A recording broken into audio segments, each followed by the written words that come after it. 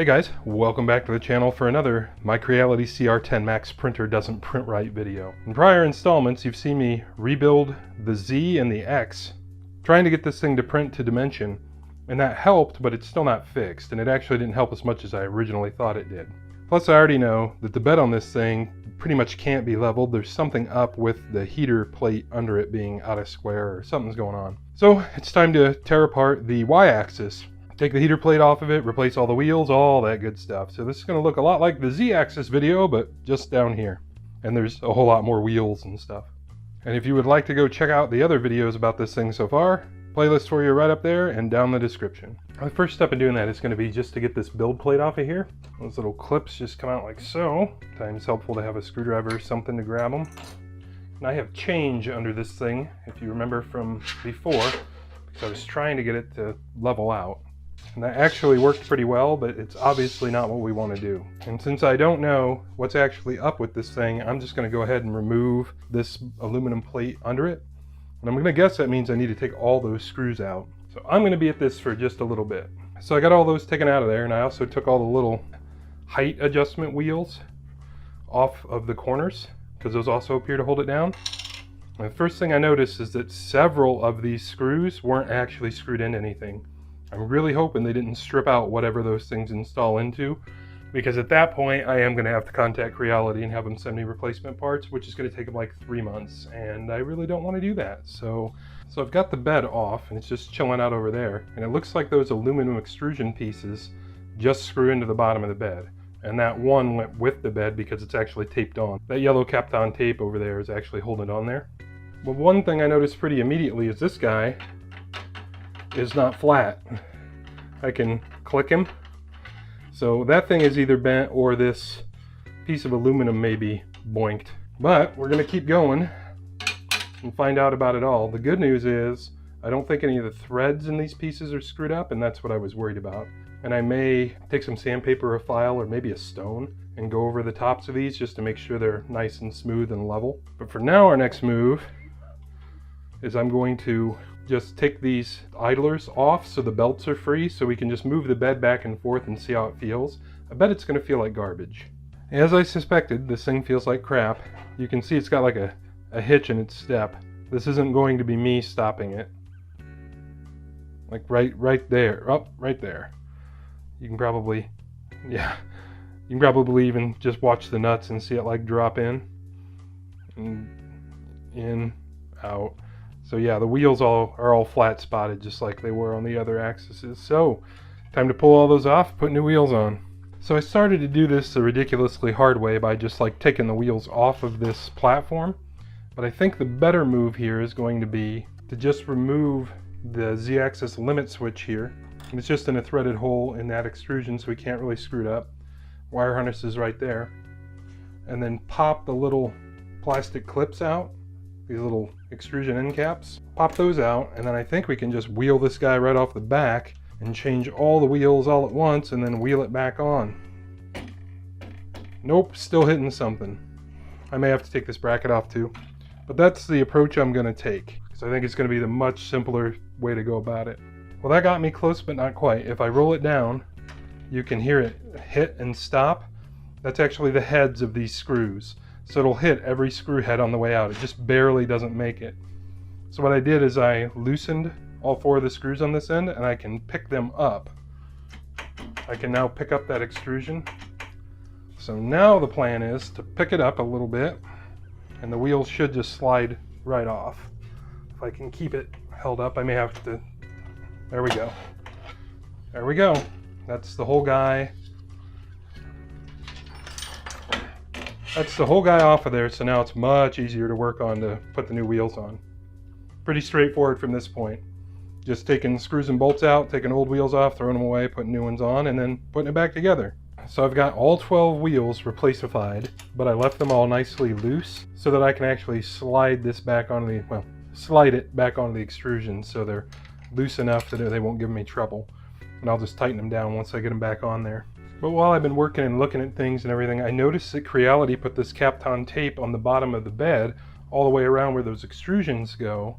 I assume just as a thermal barrier, but they did just a terrible job of it. These overlap each other. there's big bumps and air pockets and stuff in it.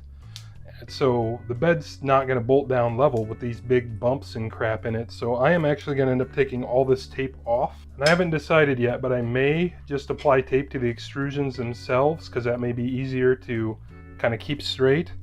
Or maybe I'll put it on here as a protection or whatever. But I'm certainly not going to do this awful job like they did. So my next move here is to get all this old Kapton tape off, which may or may not be a big deal. We'll find out. And they've also got what I assume are the thermocouple wires running right on top of this extrusion. I don't like that either because, again, this extrusion can't lay flat to the bed with crap in the way like that. Like, I guess maybe they did it strategically so it's not a thing. Actually, that isn't a thing because this is on springs that won't touch. So that's actually okay.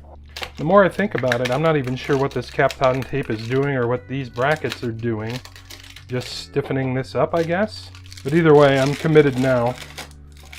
So this stuff's going to leave and we're going to redo it so this all lays nice and flat the way it probably should. Yeah, I am drawing a blank what these bars are actually supposed to do because this is, you know, a glass build sheet.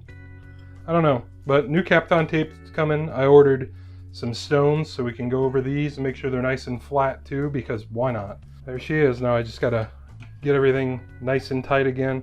Some of these are cam screws, and I may end up flipping the printer over to do this. I kind of don't want to, but we'll just have to see how easy or difficult it is to get it put back together. So I've got everything all tightened up, but this thing still has a hitch in its step. So when I push it, right there, it's got a notch. And that repeats as I go down the bed. And as I push it, you can probably just get a sense for where it's stopping there. So what I'm going to do is I'm going to loosen each one of these wheels independently until that notch goes away, and then I'll know which one of the brand new wheels is also not round. Just the way this goes. This is actually one of the reasons I avoided getting a 3D printer for so long, because I didn't need another hobby and the printers become your hobby. I want this thing to support my other hobbies, so this is just how it is sometimes. So it ended up being this dirty shizno right over here. And I had to break loose about half of them before I finally found it, but that guy was our problem child. And when you mess with it on the bench, you can't even tell there's anything wrong with it. So this is, you know, really delicate kind of stuff. This table is now pretty tight, but it's not overly notchy anymore. Like every here and there, there's a little hiccup.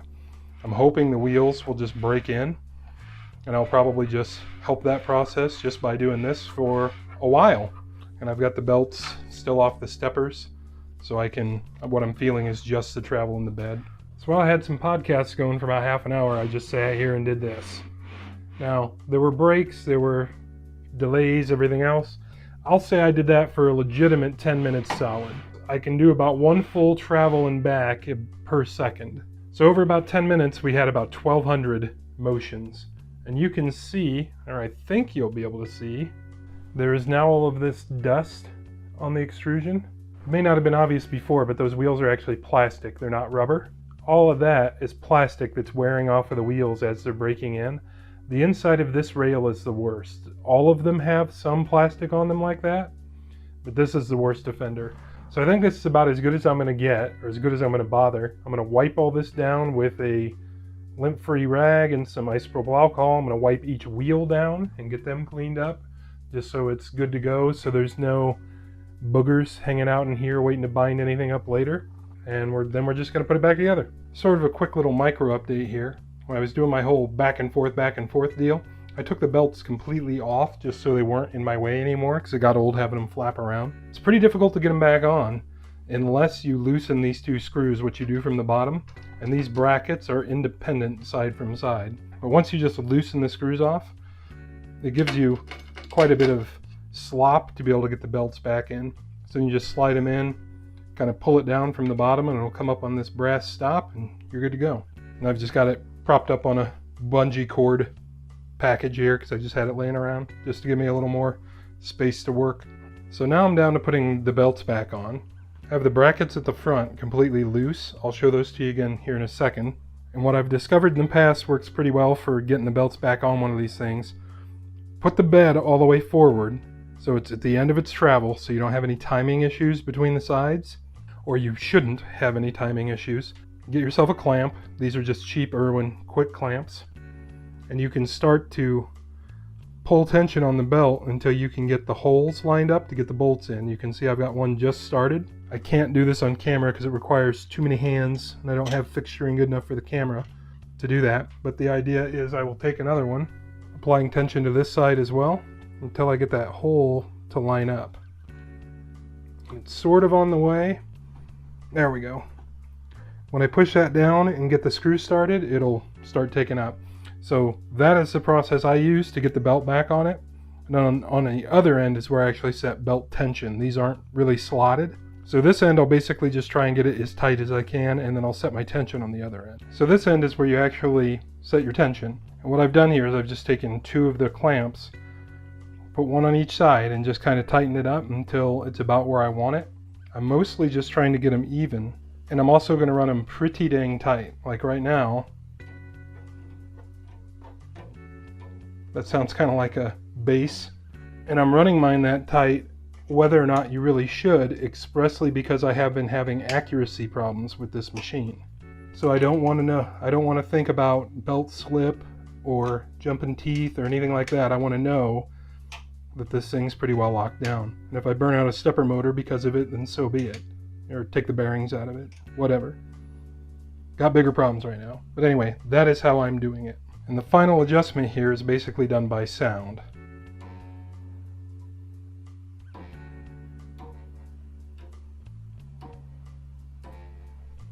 I'm not plucking them well because I'm not a musician.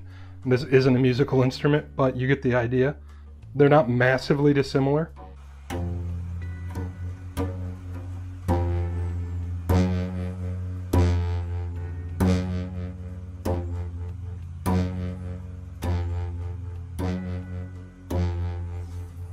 And that's pretty much what I'm going for. They are both super tight, as I'm sure you can tell, but I don't think I'm going to be at risk of missing any steps. I know this moves nice and smooth. It moves really stiff right now because that belt's really tight. We're going to give it a shot that way and see how it goes. If I need to loosen the belt tension because the stepper can't move it or something weird like that, then I guess I will. But this is how we're going to roll for right now. So upon looking at these things some more, you can see where they put those screws in and they just completely missed the threads. You can see a screw is sitting on there, and there's marks like that on all the bars. These are our worst offenders as far as being out of square. You can click them like that. But at least some portion of that, and we can check with a straight edge, is from burrs from when they cut the threads. So the thread on that one has a raised edge. Actually, it feels like a few of them probably do. And same story with the other one. So the first thing I'm going to do with these things is just try and round those burrs off with a counterbore bit just by hand, and we'll see what kind of progress we make. Fortunately, I have this countersink bit that has a hex shank on it that'll go into just a bit holder. So that'll make my life a little easier. So now all I'm going to do is just apply just a gentle pressure and just kind of cut them a little bit. And I think you can just barely see some of the aluminum chips that I've made there. That's all I'm really looking to do, is just go over it a few times and just knock those edges off. And I fully expect to have to put the screws in from the other side just to clean that thread up so that they'll thread in again. But this is basically the whole idea what I'm going to do to deburr these holes. And I'll probably do it on all the bars just because I'm here, may as well. And that did make a fairly dramatic difference. I can't squeeze them enough to really click them anymore. That is about as bad as it is now. You can see just a little gap at the end. I think some of that is because these ends might be slightly burred too. I'm going to take a stone to these and try and flatten them down some more, which is something I've never done before, so that should be interesting. And of course the stone I ordered to do this arrived shattered to pieces. So we're going to try and pick out the biggest piece, which I would say would be this guy. We're going to try and use him. And the stone has a coarse side and a fine side. I'm going to go ahead and start with the coarse side. I think the idea here is going to be just to do something like so. And just drag it. and try and keep it flat and see how it goes. And it looks like that's working. It's taking the high spots down. So I'm going to keep going over these until I get them flat, basically. So after maybe 10 minutes with our stone, you can see what I came up with. Everywhere where you see the scratches are high spots the stone was taking down. And after looking at these more carefully, one of them has a little tiny bend at the end that's probably maybe 1/2 millimeter.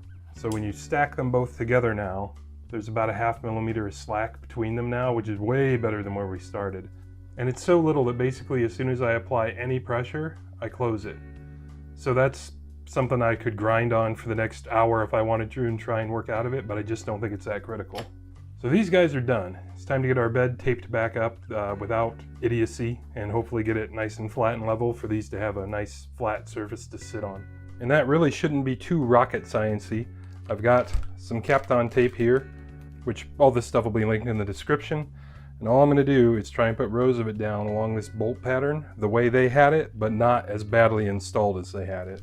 I've worked with this stuff a little bit in the past, and it is not much fun to deal with. This end is just the end from the new roll portion of it. We'll trim that off here in a second.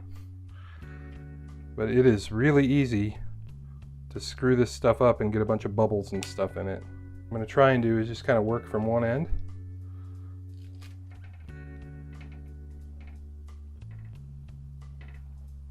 And I'll have a bunch of bubbles in it regardless, but as long as they're small bubbles, it shouldn't really hurt anything.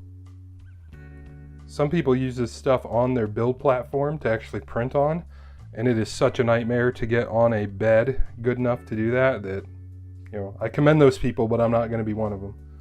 I'm so crooked on my pattern there. See if I can start again, or if this tape's just going to be destroyed after one attempt. Looks like as long as I don't get too greedy, this will be okay.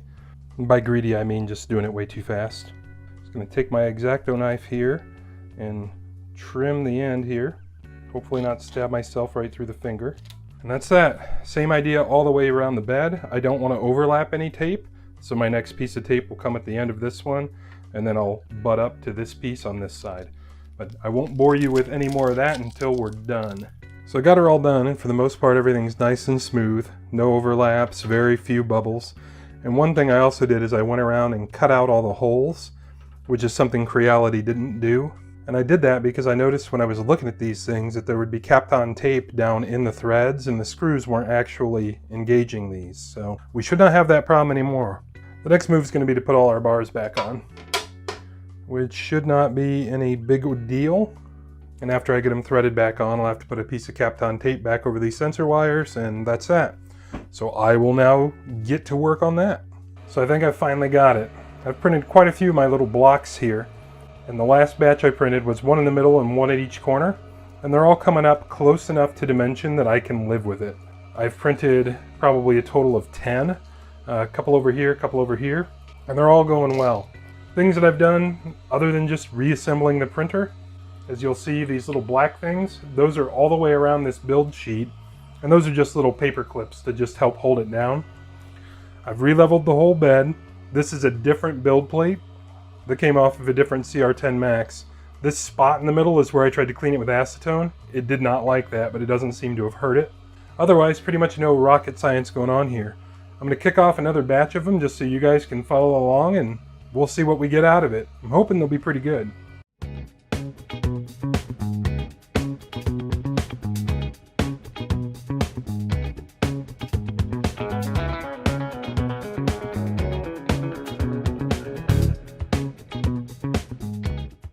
So we made a whole ton of these things, and they came out looking really good. So I decided to print a whole bunch of other stuff too while it was going and just continue to check my dimensions and everything. And these things are coming out really good too. And all they are is little clamps for these outlet strips, just so I can hang them off the back of my desk like that. They just clip onto the table. It's not really a big deal. But as I was sitting here letting this thing print, I just kind of looked over at it. And from off in the distance, I saw this big black pile of dust developing. Like, what in the world is that? That is that belt pulley down there, the driven one, being just 100% misaligned. It's off by probably an 1/8 inch or more. And it's just destroying this belt. Fun fact, there are no more of these belts in North America right now. So I just ordered 3 replacements from Sweden for about 60 bucks. Fun times. But what I'm going to do is I killed the print that's on the bed. It's a couple hours in and I'm just going to scrap it. What I'm going to do is just break those loose and move that pulley over before this damages the pulley or tears this belt up anymore, and see if it'll start tracking right. I am still seeing a little bit of dimensional variation in my parts, and this could be why. It could be trying to pull the bed sideways. Although those wheels are really tight, it could still be trying to do that and jam it up because it's not feeding evenly on this belt. So I'm going to get down in there, crack those little set screws loose, push that gear over, and off we'll go. It's looking more and more like the first thing I should have done when I took this thing out of the box was 100% disassemble it and then put it back together from zero. It was just not a good day in China, whatever day they put this thing together. Now I've got it fairly well squared up. It tracks decently. You got to remember this belt's already beat to death too. If I had to take a guess, I would say I moved that thing probably 10 millimeters, so 3/8 of an inch or so. Since I was here, I squared up that guy a little bit too. These idler pulleys I may end up shimming, just putting some washers or something behind them at some point. It looks like they have some to begin with, but I just kind of want to let this thing keep breaking in and see what it's going to do, see where things are going to settle in. And if I'm honest, I've kind of obligated this thing to actually print some stuff for some other people. Just happened to be the case where, oh, you've got a 3D printer, and it was still in the box. I'm like, yep. So this thing needs to actually run, so I don't want to take apart any more of it than necessary from this point forward. I've cleaned up all our rubber chunkies back there. I'm going to let it run for another couple hours. I'll come back and see if there's another pile of rubber back there. I'm not expecting to see one. I'm thinking this belt will probably be fine for a while. You know, it's a 10 millimeter wide belt, so it can lose half of it, I would say, and still produce something. Let's give it another shot, and we'll check up here in a bit. And there we go. A whole bed full of finished parts. We will check them and see if they're dimensionally accurate. These are all a toleranced fit. This is the one that was on it before. But you can see these guys are all fit, so this is not a loose fit at all. And if they were not to dimension, that would not work. And this is also enough for 2 outlet strips. Yeah, that's more like the plan. Just like that. And checking up on our belt, it looks like unbelievably that pulley still needs to move a little bit more. When it's actually running, it still favors that side. And I'm definitely going to have to shim my idlers on over. As far as belt dust, it's a radical improvement. It didn't grind nearly as much additional belt off, so that's good news. So we're on the right track. So guys, I got a feeling this video is getting really freaking long, as they probably all have been for this thing, and probably bored some people to tears, but I want to let you know I really do appreciate you guys stopping in and watching this stuff. We'll catch you on the next one. I'm Max C. Saddington Bear, and if you liked that video, hey, like the video. If you'd like to watch some more of them, here's some more for you. And if you want to come back and watch more, always consider becoming a subscriber. And we'd like to thank you once again from the bottom of both our hearts for stopping in.